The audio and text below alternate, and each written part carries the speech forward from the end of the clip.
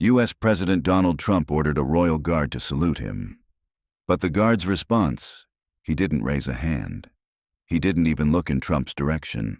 And what happened next left the entire palace dead silent and reminded a former president in no uncertain terms, this isn't America. Want to know exactly how it unfolded? First, hit that subscribe button and drop a comment below telling us where in the world you're watching from. Now, without further ado, let's get into it. You know that particular kind of London afternoon where the sky is this perfect shade of gray, and there's just enough breeze to make the Union Jack snap lazily against its pole. That's exactly what it was like when the sleek convoy of jet black SUVs came rolling through those massive row-iron gates of Buckingham Palace. The vehicles had that unmistakable American diplomatic look. Tinted windows darker than sunglasses, reinforced plating thick enough to stop a small missile, and that subtle but unmistakable air of, "We're very important people inside here." Along the barriers, tourists were already lifting their phones, trying to catch a glimpse of whoever was significant enough to roll up to the palace like they owned the place. Then, the door opens and out steps Donald Trump. Now at 78, the man still carries himself with all the subtle grace of a bulldozer in a China shop navy overcoat, perfectly pressed, that signature red tie catching the light. And he's adjusting his collar while scanning the courtyard with the expression of someone who's mentally calculating how much all this real estate would be worth if you just bulldozed it and put up condos. Still doing the whole medieval cosplay thing, huh? He says to one of his aides. And yeah, he says it loud enough for the nearby palace staff to hear every word. You'd think with all this real estate they'd modernize a little. Maybe bring in some actual security instead of guys in Halloween costumes. The British diplomatic staff exchange those perfectly polite but deeply strained glances that only come from years of dealing with challenging international guests. Nobody corrects him. Nobody even acknowledges the comment. They just keep doing their jobs with that distinctly British ability to remain professional while internally screaming. It now across that expansive gravel courtyard. You know, the kind that crunches satisfyingly under your feet and probably costs more per square foot than most people's houses. Stands Warrant Officer Jonathan Parr, 38 years old, absolutely motionless at his ceremonial post. And when I say motionless, I mean the guy could give lessons to actual statues. His crimson tunic is pressed so sharp you could probably cut yourself on the creases. His boots are polished to a mirror shine that's reflecting the gray sky, and his eyes are fixed straight ahead with that 1,000-yard stare that only comes from serious military training. But here's what Trump doesn't know, and what most tourists never realize about this particular guy in a costume. Parr isn't just some ceremonial decoration. This man served with distinction during joint UN operations in Syria. We're talking convoy extractions in hostile zones, corridor security when things got ugly. The kind of deployment where keeping your head down literally means the difference between coming home or not.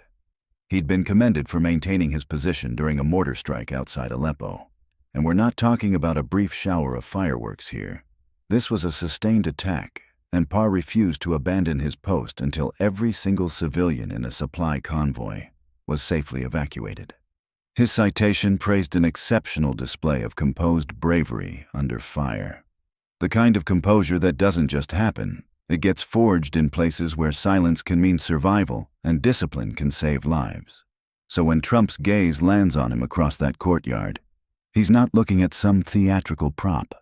He's looking at a combat veteran who's forgotten more about real discipline than most people ever learn. That one, Trump says, gesturing toward Parr with the kind of casual point you'd use to select a menu item.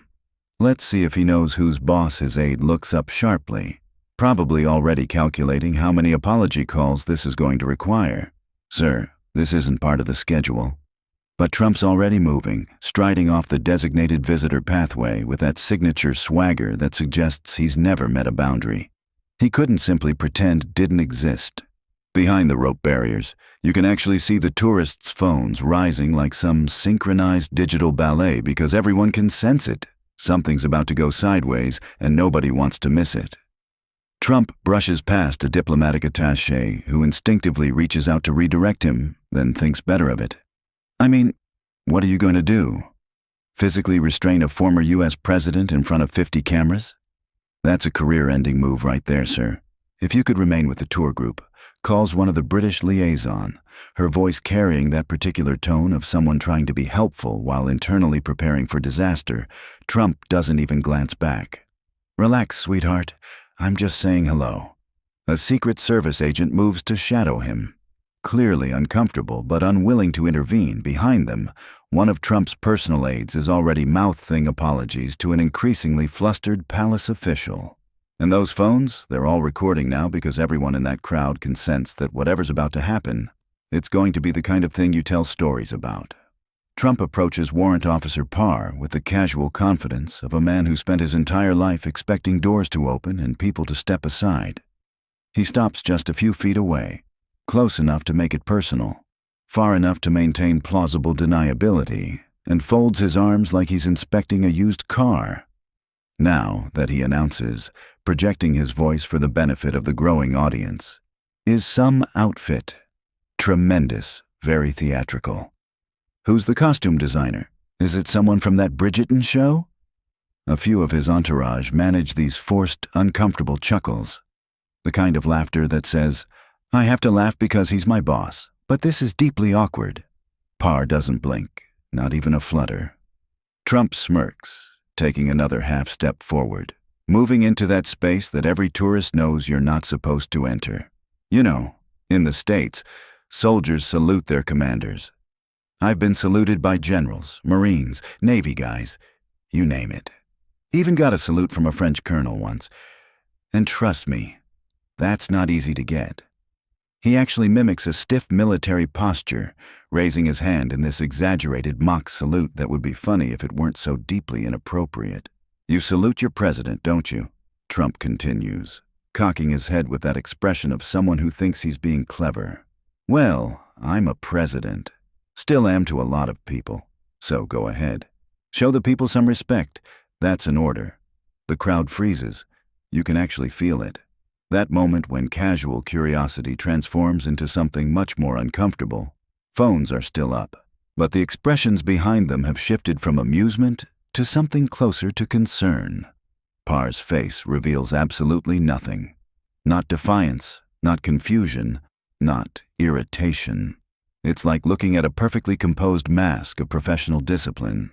If he's registered Trump's presence at all, there's no external sign of it.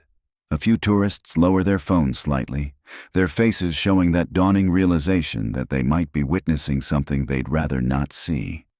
Trump's aide steps closer, murmuring, "Sir, he's not supposed to." "Shh." Trump waves him off without breaking eye contact with the motionless guard. "He heard me." He leans in slightly, lowering his voice, but not quite whispering.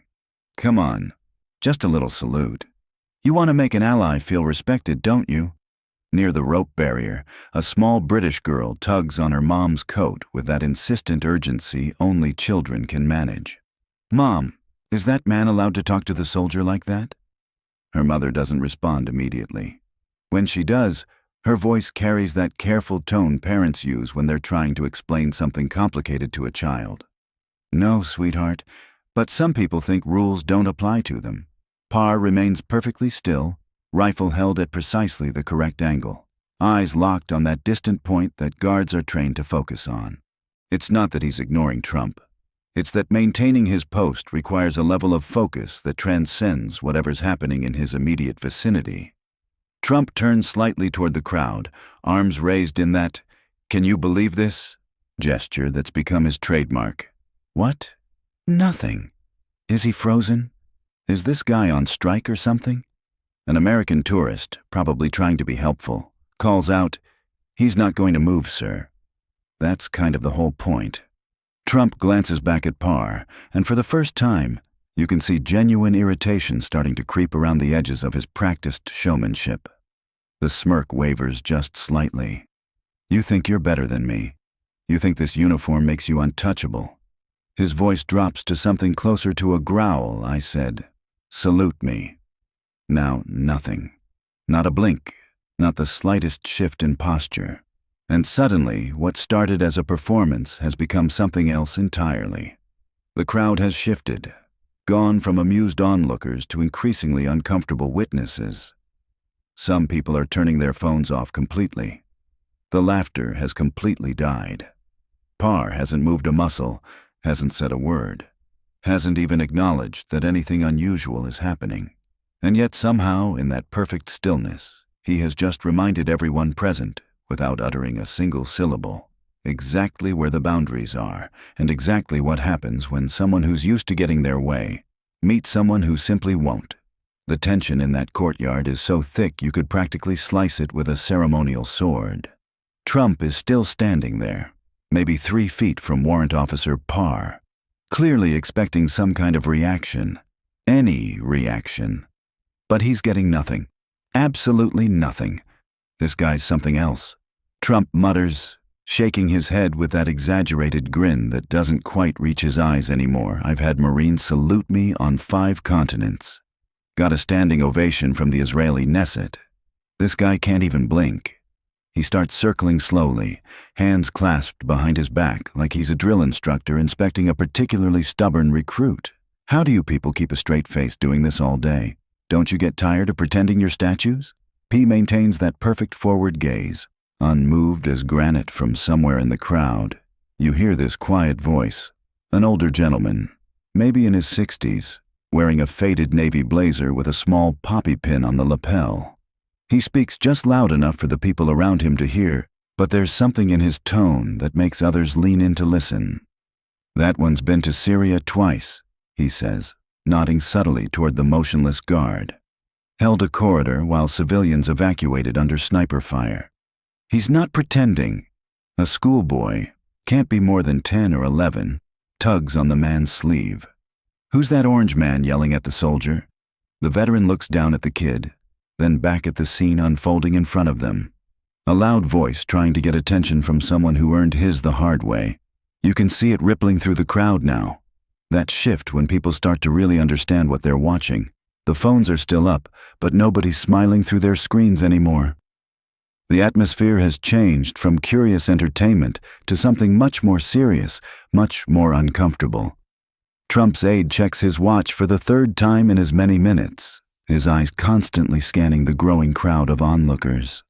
They're not laughing anymore, and you can practically see him calculating how badly this could go viral. You're not saluting because of politics, Trump continues, his voice now carrying a sharper edge. Because I wasn't your guy. Still nothing from Parr. Or is it ego? You think you're better than me standing there like that? The silence stretches and stretches until it becomes its own kind of answer. An American woman near the back of the crowd shakes her head slowly, speaking to no one in particular, but loud enough for several people to hear. He doesn't think he's better. He just knows he's not lesser. Someone else murmurs, "This is painful to watch." And it is because what started as Trump trying to assert dominance has become something else entirely. He's clearly growing more agitated, his voice losing that performative bravado and taking on the crack of real irritation.